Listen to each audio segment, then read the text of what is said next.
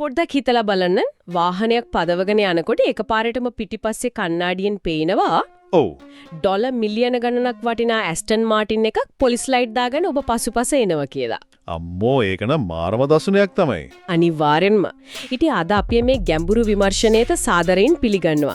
අද අපි ගාව තියෙනවා මේ ඩුබයි පොලිසියේ අතිශය සුඛෝපභෝගී මෝටර රථ සමූහය ගැන ලියවුණු අර විවිධ වාර්තා සහ පර්යවේෂණ ගොන්නක් නේද? හරියටම. අපේ අරමුණ වෙන්නේ මේ අපූර්ව සංසිද්ධිය හැංගිලා තියෙන ඇත්තම කතාව එළියට ගන්න එක. සාමාන්‍යයෙන් මේ පොලිස් රථය කිව්වම අපි ඔලුවට එන්නේ ඕ අර සුදු පාට ටොයෝටා එකක් නැත්නම් මිත්සුබිෂි එකක් වගේ හරිම ප්‍රායෝගික සරල වාහනයක් නේ. ඒකනේ. ඒක තනිකරම නීතිය ක්‍රියාත්මක කරන්නේ මෙවලමක් විතරයි. පැහැදිලිවම. ඒ කියන්නේ පොලිස් වාහනයක් කියන්නේ හදිසි අවස්ථාවකට යන තියෙන ප්‍රවාහන මාධ්‍යයක් විතරයි. ඒකෙන් එහාට කිසිම අලංකාරයක් නැත්නම් සුඛෝපභෝගීත්වයක් අපි බලාපොරොත්තු වෙන්නේ නැහැ. ඒක ඇත්ත. ලෝකේ ඕනෑම රටක පොලිසියක මූලික අරමුණ වෙන්නේ අර අඩුම වියදමකින් උපරිම සේවාවක් ලබා දෙන විශ්වාසදායී වාහන භාවිතා කරන එකයි. හැබැයි ඉතින් ඩුබයි වල මේක සම්පූර්ණයෙන්ම කන පිට හැරිලානේ තියෙන්නේ. අර බුගාටි, ලැම්බෝගෝනි, ෆෙරාරි වගේ දේවල් තමයි එහි පොලිස් වාහන විදිහට පාරේ දකින්න ලැබෙන්නේ.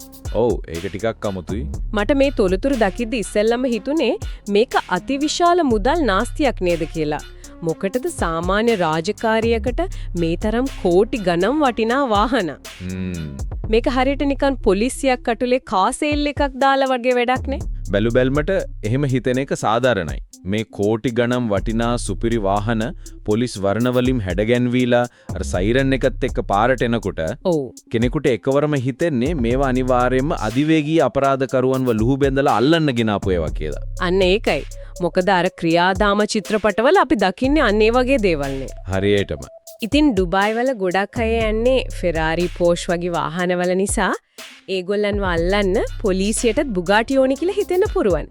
ඒත් අපි අද මේ විමර්ශනය කරන මූලාශ්‍ර ටික අවුස්සලා බලද්දි මට තේරුණේ ඒක සම්පූර්ණ මිත්‍යාවක් කියන එක. ඔව්. මේකෙන් ඇත්තටම අපරාධකාරියෝ පන්නන්නේ නැහැ නේද? නෑ කිසිසේත්ම නෑ. අපි මේක අර විශාල චිත්‍රයට සම්බන්ධ කරලා බලමුකෝ. ඩුබයි කියන්නේ ලෝකයේ තියෙන සුඛෝපභෝගීම නගරයක්. ඒ නගරයේ ආර්ථිකය සම්පූර්ණයෙන්ම වගේ රඳාපවතින සංචාරක කර්මාන්තය සහ විදේශ ආයෝජන මත. ඒක ඇත්ත. එතකොට රජයට අවශ්‍ය වුණා තමන්ගේ පොලිස් සේවාවත් ඒ නගරේ තියෙන අර අදි සුඛෝපභෝගී මට්ටමටම ගෙනල්ලා තියන්න. ඒ කියන්නේ මේ වාහන හුදෙක් ප්‍රවාහන මාධ්‍යයක් නෙවෙයි. නැහැ. මේක ඩුබයි කියන බ්‍රෑන්ඩ් එකේම ඉතා වැදගත් කොටසක්. නගරය කොතරම් ධනවත්ද, කොතරම් සුරක්ෂිතද කියන එක මුළු ලෝකයටම පෙන්වන මාකටිං ටූල් එකක් විදිහට යවුන් මේක පාවිච්චි කරන්නේ. සිරාවට. ඒක ඇත්තටම අපුරු කන්සෙප්ට් එකක්. මේක හරියට හිතන්නකෝ අති සුඛෝපභෝගී තරු පහේ හෝටල් එකට ඇතුළු වෙනකොටම ප්‍රධාන දුරටුව ළඟ අර රතු පළසක් දාලා තියෙනවා වගේ වැඩක්. ඔව් නියම උපමාව. ඒ රෙඩ් කාපට් එක තියෙන්නේ නිකන්ම මිනිසුන්ට ඇවිදින්න නෙවෙයිනේ. ඒකෙන් ලොකු පණිවිඩයක් දෙනවා. ඔබ පැමිණ සිටින්නේ ඊටාම විශේෂ සුඛෝපභෝගී ස්ථානයකටයි කියලා. හරියටම. ඩුබයි පොලිසිය මේ සුපිරි වාහන පාවිච්චි කරන්නේ අන්න ඒ වගේ සංචාරකින් පිළිගන්න දාපු රතු පළසක් විදියට. ඔව්. සාමාන්‍යයෙන් පොලිසියක් දිහා මිනිස්සු බලන්නේ යම්කිසි බයකින්නේ. නීතිය ක්‍රියාත්මක කරන නිලධාරියෙක් දැක්කම යම්කිසි දුරස්ථභාවයක් නොසන්සුන්කමක් ඇතිවෙන එක හරිම සාමාන්‍යයි. ඔව් අපිකත් එහෙමනේ. හැබැයි ඩුබයි වල මේ රට නවත්තලා තියෙන්නේ සංචාරකයන් බහුලව ගැවසෙන ඩුබයි මෝල් එක ළඟ, බර්ජ් ඛලීෆා එක ළඟ වගේ විශේෂ ස්ථානවල. මිනිස්සුන්ට පුළුවන් කිසිම බයක් නැතුව ගිහින් ඒ පොලිස් නිලධාරීන් එක්ක කතා කරන්න, වාහනයට හේතු වෙලා සෙල්ෆි ගහන්න, මේකෙන් පොලිසියකට තියෙන බය නැති වෙලා ඊටමත් මිත්‍රශීලී ප්‍රතිරූපයක් ගොඩනගනවා. අන්න ඒකයි. ඒ කියන්නේ නීතිය ක්‍රියාත්මක කිරීමේ ආයතනයක් සංචාරක ආකර්ෂණයක් බවට පත් කරලා තියෙනවා. හරි. අපි දැන් මේ වාහන එකතු ඇතුළටම බහලා බලමුකෝ. හොඳයි. මේක දිහා බලුවම හරියට ජාත්‍යන්තර මෝටර් ෂෝ එකක් වගේ. මේකේ රජා විදියට සැලකෙන වාහනයෙන් අපි පටන් ගමු. ඒ තමයි බුගටි වේරන් එක. අම්මෝ ඒක. ඔව්. මේක තමයි ලෝකේ වේගවත්ම පොලිස් වාහනයේ විදියට ගිනස් වාර්තා පොතටත් ඇතුළත් වෙලා තියෙන්නේ. ඒ කියන්නේ බුගටි වෙරෝන් එකක් පොලිස් රථයක් විදිහට දකින්නවා කියන්නේ සාමාන්‍ය කෙනෙකුට හීනයක් වගේ දෙයක් නේ. මේකේ උපරිම වේගය පැයට කිලෝමීටර් 407ක්. ඒක අදහගන්නත් අමාරුයි. දැන් මෙතනදී කෙනෙකුට ප්‍රශ්නයක් එන්න පුළුවන්. අපරාධකාරයෝ පන්නන්නේ නැත්නම් ඇයි මේ තරම් වේගවත් වාහනයක් පාවිච්චි කරන්න කියලා. ඔව් ඇත්තටම ඇයි ඒ? මේකෙන් ඕන් ලබා දෙන්නේ මනෝවිද්‍යාත්මක පණිවිඩයක්. යම් හේකින් පොලිසියට අවශ්‍ය වුණොත් නීතිය හස්තයෙන් බේරිලා යන්න ලෝකේ කිසිම කෙනෙකුට බෑ කියන එක මේකෙන් සංකේතාත්මකව පෙන්නනවා. ඔවුන්ගේ බලය කොතරම් ත්‍රබරද කියන එක ඒකෙන් තහවුරු කරනවා. පැයට කිලෝමීටර් 407ක්. ඒක හරියට ගුවන් යානයක් ටේක් ඔෆ් කරන වේගයටත් වඩා වැඩි වේගයක්නේ. ඒ ගැන හිතද්දිත් ඇඟ හිරිවැටෙනවා. ඒක ඇත්ත. ඊළඟට මාව පුදුම කරපු අනිත් වාහනේ තමයි අර Lamborghini Aventador. මේක නිකම්ම වේගය ගැන විතරක් නෙවෙයි. මේක තනිකරම මිනිස්සුන්ගේ අවධානය දිනා ගැනීමේ උපක්‍රමයක් විදිහටයි මට පේන්නේ. කොහොමද ඒක වෙන්නේ? මේක තියෙන V12 එන්ජින් මේ ශබ්දය. ඒක හරියට අකුණක් ගහනවා වගේ සද්දයක්ලු. තප්පර 2.9කින් පැයට කිලෝමීටර 100ක වේගයක් ගන්න පුළුවන්. අපි සාමාන්‍යයෙන් හයිවේ එකකට වාහනයක් දානකොට කොච්චර වෙලා යනවද 100ට යන්න? ඕ සෑහෙන වෙලාවක් යනවා. හැබැයි මේක ඇසිපිය හෙලන පමාවෙන් ඒ වේගයට යනවා. පාරේ යනකොට මේ එන්ජින් මේ ශබ්දයට ඕනෑම කෙනෙකුගේ අවධානය නිතැතින්ම ඒ දෙසට හැරෙනවා. අනිවාර්යෙන්ම ඒ ඇකෝස්ටික් ෂොක් වේව් එක එහෙමත් නැත්නම් අර විශාල ශබ්ද තරංගයම ඇති මිනිස්සුන්ව මවිත කරන්න. ඒ ගැඹීරියත්වය තමයි උන්ට හරියටම අවශ්‍ය වෙලා තියෙන්නේ. ඒක මාරයි. ඊළඟට තියෙනවා Ferrari FF රථය. මේක ගොඩක් විශේෂයි. සාමාන්‍යයෙන් Ferrari කියවම අපිට මතක් වෙන්නේ රේසිං ට්‍රැක් එකකට ගැලපෙන ආසන දෙකක් විතරක් තියෙන බිමටම ගෑවිලා යන ක්‍රීඩා මෝටර රථයක්නේ. ඔව්. හැබැයි Ferrari FF එකේ 4 දෙනෙකුට පහසුවෙන් යන්න පුළුවන්. ඒ වගේම මේක 4-wheel drive තාක්ෂණයෙන් යුක්තයි. ඔන්න ඔතනදී මට ලොකු ප්‍රශ්නයක් ආවා. ඇයි පොලිස් කාර් එකට 4-wheel drive ඕනේ? ඩුබයි වල තියෙන ඔක්කොම සුමට කාපට් පාරවල් නේද? ඔය වගේ සුපිරි පාරක යන්න මොකටද රෝද 4ටම බලය දෙන තාක්ෂණයක්? ඒක ඊටමත් තර්කානුකූල ප්‍රශ්නයක්. පාරවල් කොච්චර හොඳ වුණත් දුබයි වල දේශගුණේ සහ පරිසර තත්ත්වයන් හරිම වෙනස්. එක පාරටම එන දරුණු වැලිකුණාටු තියෙනවා. උනේද? පාරවල් වලට වැලි එකට වුණාම අර සාමාන්‍ය rear wheel drive ඒ කියන්නේ පිටුපස රෝදවලට බලය ලැබෙන ස්පෝර්ට්ස් කාර් එකක් ලේසියෙන්ම ලිස්සලා යන්න තියෙන ඉඩකඩ වැඩි. ඒ කියන්නේ අනතුරක් වෙන්න පුළුවන්. ඔව්. ඒ වගේ වෙලාවක මේ 4-wheel drive තාක්ෂණය ඉතාමත් වැදගත් වෙනවා ඕනෑම තත්ත්වයක් යටතේ වාහනය ආරක්ෂිතව පාලනය කරගන්න.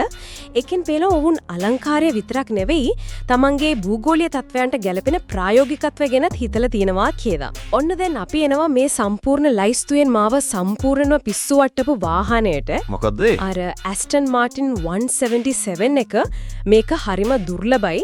නමෙන් කියවෙනවා වගේම මුළු ලෝකයටම නිෂ්පාදනය කරලා තියෙන මේ ජාතිය රථ 77ක් විතරයි. අම්මෝ ඔව් ඒක නම් සුවිශේෂීම වාහනයක්. මේකේ වටිනාකම ඇමරිකානු ඩොලර් මිලියන 1.8ක්. ලංකාවේ මුදලෙන් නම් මේක හිතා ගන්නවත් බැරි ගාණක්. මට තියෙන ප්‍රශ්නේ මුළු ලෝකෙම තියෙන අතිශය දුර්ලභ අර කෞතුකාගාරයක වීදුරුවක් ඇතුලේ පරිස්සම් කරන්න ඕනේ જાතියේ කලාකෘතියක් වගේ වාහනයක් ඇයි පාරේ යවන්නේ? මේක ලොකු අවදානමක් නෙවෙයිද? කවුරු හරි හැප්පුවොත් එහෙම මොකද්ද වෙන්නේ? ඔව් ඒක දෙවන්න අවදානමක් තමයි. හැබැයි ඒ අවදානම වුන් හිතාමතාම ගන්නා වූ තීරණයක්. ඩුබයි රජයට අවශ්‍ය වෙලා තියෙන මුදල් කියන දේ Tamanට කිසිම බාධාවක් නෙවෙයි කියන එක මුළු ලෝකෙටම පෙන්වන්න. ධනය ප්‍රදර්ශනය කිරීමක්. හරියටම ලෝකයේ තියෙන අතිශය දුර්ලභම දේ පවා තමන්ගේ නගරයේ වීදිවල සාමාන්‍ය දෙයක් විදිහට දකින්න පුළුවන් කියන පණිවිඩය තමයි ඒකෙන් දෙන්නේ. මේක තනිකරම බලය සහ අසීමිත ධනය ප්‍රදර්ශනය කිරීමක්. සංචාරකයෙක් මේ වාහනේ දැක්කම ඔවුන්ට තේරෙනවා මේ නගරයේ තියෙන ආර්ථික ශක්තිය කොයි වගේද කියලා. හැබැයි මට මෙතන තවත් ප්‍රායෝගික ප්‍රශ්නයක් එනවා. මේවා ඔක්කොම අර බිමටම ගෑවිලා යන අතිශය වේගවත් ස්පෝර්ට්ස් කානේ. පොලිසියකට වෙනස් විදිහේ මෙහියුම් තියෙනවා කාන්තාර ප්‍රදේශවලට යන්න, වැලි කඳු උඩින් යන්න, රළු මාර්ගවල යන්න මේවා හරියන්නේ නැහැනේ. මේ රථ සමූහයේ තියෙන්නේ මේ වගේ ෂෝ ඔෆ් කරන ප්‍රදර්ශනාත්මක වාහන විතරද? නැත්නම් ඇත්තටම වැඩක් ගන්න පුරන මේවත් තියෙනවද? නැහැ. කතුවේ ක්‍රීඩා මෝටරට විතරක් නෙවෙයි තියෙන්නේ. අර Bentley Continental GT, McLaren MP412C, Porsche, Audi R8 වගේ සුකෝපභෝගී රථ වගේම රළු මාර්ගවල මෙහෙයුම් වලට අවශ්‍ය වාහන තෝන් ගාව තියෙනවා. ඒ මොනවද? උදාහරණයක් විදිහට Land Rover Defender සහ Mercedes G-Wagon වගේ වාහන ඕනෑම දුෂ්කර මාර්ගයකට උරොත්තු දෙනවා. ඊටත් වඩා විශේෂ දෙයක් තමයි කාන්තාර ප්‍රදේශවල සහ වෙරළ තීරයන් වල විශේෂ මෙහෙයුම් වලට පොලිස් සේවයට ගැලපෙන විදිහට නවීකරණය කරපු quad bikes පව ඔවුන් පාවිච්චි කරනවා. සිරාවට. ඒ කියන්නේ මේක නිකම්ම සංදර්ශනයක් නෙවෙයි ඕනෑම භූමිතලයක මෙහෙයුමක් කරන්න පුළුවන් සම්පූර්ණ සහ ප්‍රායෝගික යාන්ත්‍රණයක්. හරි. ඒක පැහැදිලි. ඒත් මට තියෙන ලොකුම ප්‍රශ්න මේකයි. දැන් මේ වාහන නඩත්තු කරන්නේ කොහොමද? සාමාන්‍ය පොලිස් නිලධාරියෙකුට බුගාටි එකක යතුරු දීලා හරි මල්ලි අද ඔයාගේ ඩියුටිය මේකේ ඵලයන් කියලා යවන්න බැහැනේ. මේව පදවන්න අමුතුම කුසලතාවයක් ඕනේ. මේවයි සර්විස් එකක් කරනවා කියන්නේ සාමාන්‍ය ගෑරාජ් එකකින් තෙල් මාරු කරනවා වගේ වැඩක් නෙවෙයිනේ. ඒක ඇත්ත. විශේෂඥ දෙනුමක් අවශ්‍යයි මේක කොහොමද ප්‍රායෝගිකව කරන්නේ. ඒක ඊටමත් වැදගත් කාරණයක්. මේක පිටිපස්සේ දැවැන්ත මෙහෙයුමක් තියෙනවා. මේ රත පදවන්න විශේෂ පුහුණුවක් ලැබූ නිලධාරීන් පිරිසක්කු ඩුබයි පොලිසියේ ඉන්නවා. ඒ කියන්නේ වෙනම ටීම් එකක්. ඔවුන් තෝරාගන්නේ විශේෂ ක්‍රමවේදයකට. මේ අධිවේගී වාහන පාලනය කිරීම ගැන විතරක් නෙවෙයි මහජනතාව එක්ක කොහොමද කටයුතු කරන්න කියන එක ගැන පවා ඔවුන්ට දැඩි පුහුණුවක් දෙනවා. මොකද ඔවුන් පාරේ ඉන්නේ නීතිය ක්‍රියාත්මක කරන්න විදියට විතරක් නෙවෙයි ඔවුන් තමයි ඩුබයි නගරේ සන්නාම තානාපතිවරු. ඒ වගේම මේ වාහන නඩත්තු කරන්න ලෝකේ ඉහළම පෙළේ ඉංජිනේරුවන් සහ කාර්මික ශිල්පීන්ගේ සේවය ලබා ගන්නවා. ඒ සඳහා යන අතිවිශාල වියදම ඔවුන් සලකන්නේ නගරේ ප්‍රවර්ධනය සඳහා කරන ආයෝජනයක් විදිහටයි. ඒ කියන්නේ මේ නිලධාරීන් හරියට PR ඔෆිසර්ස්ලෝ එමෙත් නැත්නම් මහජන සම්බන්ධතා නිලධාරීන් වගේ වැඩක් කරන්නේ. නීතිය රකින්න යනට වඩා මහජන සම්බන්ධතා ගොඩනගන එක තමයි යාලගේ ප්‍රධාන රාජකාරිය. හරියටම හරි. මේක දවන්තාලවි කරන උපාය මාර්ගයක්. පොලිසිය කියන ආයතනය හරහා නගරයේ ප්‍රතිරූපය ගොඩනගන එක තමයි මෙතන වෙන්නේ. මේ ඔක්කොම අහගෙන ඉන්නකොට අපිට මැවෙන්නේ මාරම ලස්සන පරිපූර්ණ පින්තූරයක්නේ. ලෝකයේ මිල අධිකම වාහන, ඒවා පදවන්න විශේෂ පුහුණුවක් ලැබපු නිලධාරීන්, කිසිම අඩුපාඩුවක් නැති නඩන්තුව. හැබැයි මේ තොරතුරු අතරේ තියෙනවා මේ ලස්සන පින්තූරයට සම්පූර්ණයෙන්ම පරස්පර විරෝධී කාරණාවක් ගැන. ඩුබයි නගරයේම දකින්න ලැබෙන අමුතුම අභිරහසක්. මට ඒක කියවද්දි ඇත්තටම ලොකු කම්පනයක් දැනුණා. අර අතහැරලා දාපු සුපිරි වාහන ගැන නේද?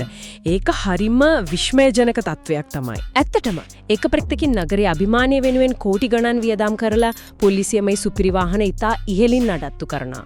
නමුත් ඒ නගරේම ගුවන් තොටුපළවල් අයිනේ වාහන ගාල් කරන තැන්වල සහ ගරාජ්වල දූවිලි වෙදී අතහැර දමා ඇති කෝටි ගණන් වටිනා ෆෙරාරි, ලැම්බර්ගිනි වගේ වාහන ඕනෑතරම් දකින්න ලැබෙනවා. මට ඒක හිතා ගන්නත් අමාරුයි.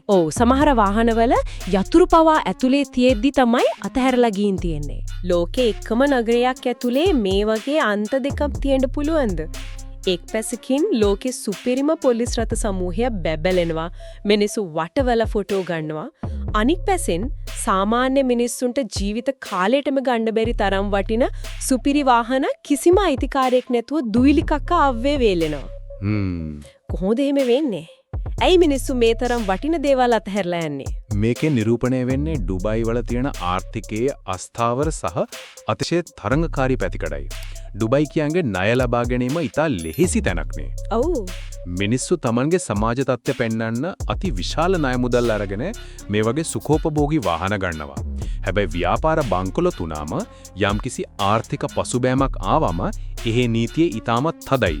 ඒ කියන්නේ දඬුවම් වෙවි. අනිවාර්යෙන් ණය ගෙවා ගන්න බැරි වීම කියන්නේ හිරේ යන්න වෙන සමාවදිය නොහැකි අපරාධයක්. ඉතින් මේ මිනිස්සු කරන්නේ ණයකාරයින්ගෙන් සහ නීතියෙන් බේරෙන්න යතුරුත් වාහනේම දාලා පළවෙනි ෆ්ලයිට් එක අරගෙන රටින් පැනලා යන එක. දෙයියනේ ඒ කියන්නේ අර දූවිලි වැදිලා තියෙන කාර් එක කියන්නේ නික්කම්ම යකඩ ගොඩක් නෙවෙයි. ඒක බිඳ වැටුණු හීනයක්. එහෙමත් නැත්නම් බංකොලොත් වෙච්ච ව්‍යාපාරිකයෙක්ද කඳුළු කතාවක්. ඒකත්ත. එක පැත්තකින් ආර්ථිකය බිඳ වැටිලා මිනිස්සු තමන්ගේ වටිනාම දේවල් ඇතරලා දාලා යද්දී රජය තමන්ගේ බලය සහ ස්ථාවරත්වය ලෝකෙට පෙන්වන්න අර සුපිරි පොලිස් කාර් ටික පාවිච්චි කරනවා. මේක මාරම පරස්පරයක් නේද? පුජ්‍යලික ධනය කොච්චර අස්ථාවර වුණත් රාජ්‍ය යාන්ත්‍රණය අතිශය බලවත්ව තියෙනවා කියන එක නේද මේකෙන් කියවෙන්නේ. හරියටම. මේකේ කතකින් නගරයේ තියෙන අති සුඛෝපභෝගීත්වය පෙන්වන අතරම අනිත් අතින් ඒ අධික ධනයේ තියෙන අවිනිශ්චිත භාවයත් පෙන්වන කැඩපතක්. රාජ්‍ය මේ සුපිරි පොලිස් වාහන සංකේතයක් කරගෙන තියෙන්නේ මොන අර්බුද ආවත් පුද්ගලින් බංකොලොත් වුණත් ඩුබයි කියන නගරය කඩා වැටෙන්නේ නැහැ. ඒක හැමදාම සුඛෝපභෝගීව ශක්තිමත්ව තේවා කියන පණිවිඩය ආයෝජකින්ට සහ ලෝකයට දෙන්නයි. ඇත්තටම අද අපි මේ කතා කරපු දේවල් දිහා ආපහු හැරිලා බැලුවොත් ඩුබයි පොලිසියේ මේ සුපිරි වාහන කියන්නේ නිකම් පොලිස් කාර් නෙවෙයි. නෑ කිසිසේත්ම නෑ. ඒක තමන්ගේ නගරයේ ආරක්ෂාව, අභිමානය සහ ආර්ථික ශක්තිය මුළු ලෝකෙටම විදහා දක්වන දැවැන්ත අලෙවි කරන මෙවලමක්. අපරාධකරුවන් අල්ලනවට වඩා ඒකෙන් කරන්නේ නගරය ප්‍රතිරූපයේ ඉහළ නංවන එකයි. ඕ මේකෙන් අපිට ලොකු පාඩමක් ඉගෙන ගන්න පුළුවන්. අපේ වටපිටාවේ තියෙන රාජ්‍ය සේවාවන් දිහා බැලුවම ඒවා බොහෝ දුරට තමන්ගේ රාමුගත වුණු රාජකාරිය විතරයි කරන්නේ. ඔව් නේද? නමුත් ඩුබයි පොලිසිය පෙන්නලා දෙනවා රජයේ ආයතනයක් තමන්ගේ මූලික රාජකාරියෙන් ඔබ්බට ගිහින් කොහොමද මුළු නගරයකම අනන්‍යතාවය ලෝකයට කියාපාන සන්නාමයක් බවට පත්වෙන්නේ කියන එක මේක අනාගත නාගරික සැලසුම් කරණයට අපූර්ව ආදර්ශයක්. මේ සියල්ල කතා කරාට පස්සේ මට හිතනවා අපි මේ විමර්ශනය අවසන් කරන්න කලින් අපිට තනියම හිතන්න යමක් ඉතිරි වෙනවා කියලා. අපි ආරම්භයේදී කතා කරන්නේ අර හෝටල්ලේ රතු පළස ගැන. පොලිසිය කියන්නේ සාමාන්‍ය නීතිය ක්‍රියාත්මක කරන දැඩි රළු ආයතනයක්. නමුත් මේ වගේ සුපිරි වාහන යොදාගෙන මහජනතාවට ඡායාරූප ගන්න තරම් සමීප වූ මිත්‍රශීලී සන්නාමයක් බවට පත්වීම තුළින් සමාජයක් සහ නීතිය අතර තියෙන සම්බන්ධතාවය අනාගතයේදී කොහොම වෙනස් වෙයිද? ඒක ඇත්තටම අපේ සාම්ප්‍රදායික නීතියේ රාමුව ප්‍රශ්න කරන ඉතාමත් ගැඹුරු කාරණයක්. ඔව් අපි හිතලා බලන්න ඕනේ මේ අධික සුකෝපභෝගීත්වය පාවිච්චි කරලා කරන්නේ නීතියේ තියෙන ඒ දැඩි රළු ස්වභාවයේ ලස්සන කවරයකින් වහලා සමාජයෙන් සංගවන එකද? ඒකත් වෙන්න පුළුවන්. එහෙමත් නැත්නම් ඇත්තටම ජනතාව සහ පොලිසිය අතර වඩාත් ශක්තිමත් විශ්වාසවන්ත මිත්‍රත්වයක් මේ හරහා ගොඩනගෙනවද? අර රතු පළස දාලා තියෙන අපිට ඇතුලේ තියෙන දේවල් නොපෙනෙන්නද නැත්නම් ඇත්තටම අපිව ආදරයෙන් පිළිගන්නද? සැහෙන ඉතන තියෙන කාරණාව. අනිවාර්යෙන්ම ඉතින් ඒ ගැන සිතා බැලීමට ආරාධනා කරමින් අදට අපි මේ ගැඹුරු විමර්ශනය මෙතනින් නිමා කරනවා. ඔබ සැමට සුබ දවසක්.